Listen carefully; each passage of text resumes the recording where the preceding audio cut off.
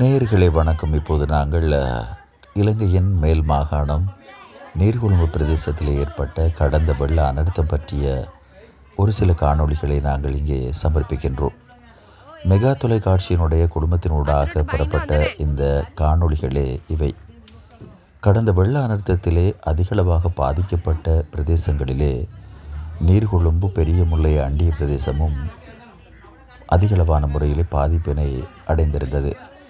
அந்த வகையிலே அந்த மக்கள் அதிகளவான வீடுகள், வீட்டில் உள்ள உபகரணங்கள் என அத்தனையுமே இழந்து நெருக்கடியான நிலையில் பொதுவான தங்கு விடுதிகளிலே அவர்கள் கரையொதுங்கினர்.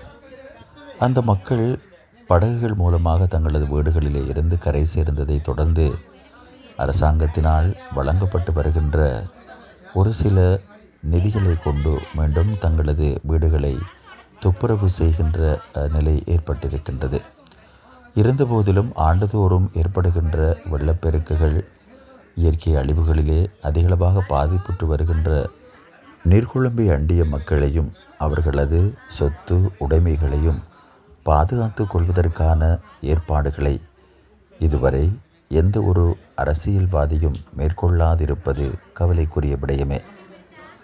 கடந்த காலங்களில் ஏற்பட்டிருக்கின்ற பாரியளவான வெள்ளப்பெருக்குகள் இந்த பிரதேசத்தில் நடுத்தர வர்க்க மக்களினுடைய சொத்துக்களை சூறையாடி இருக்கிறது. இருந்தபோதிலும் எதிர்காலத்தில் அவர்களுடைய வாழ்வாதாரத்தில் ஒவ்வொரு ஆண்டும் இயற்கை அனர்த்தங்களினால் ஏற்பட்டு வருகின்ற சேதத்திலிருந்து விடுவிக்கப் போவது யார்? சம்பந்தப்பட்ட அதிகாரிகளே, இது உங்களின் கவனத்திற்கு. ஆளுகின்ற அரசாங்கத்தில் இவ்வாறான விடயங்களை எத்தி வைப்பது உங்களது கடமை அல்லவா? அந்த மக்களின் வாக்குகளை பெற்று பாராளுமன்றம் சென்று கதிரைகளை அலங்கரிக்கின்ற பாராளுமன்றம் சார்ந்த உறுப்பினர்கள் அதிகளவாக கண்டுகொள்ளாது இருப்பது கவலைக்குரிய விடயமாக காணப்படுகிறது. இது பற்றிய இன்னும் பல தகவல்களை நாங்கள் நேரடியாக உங்களுக்கு தருவதற்கு காத்திருக்கின்றோம்.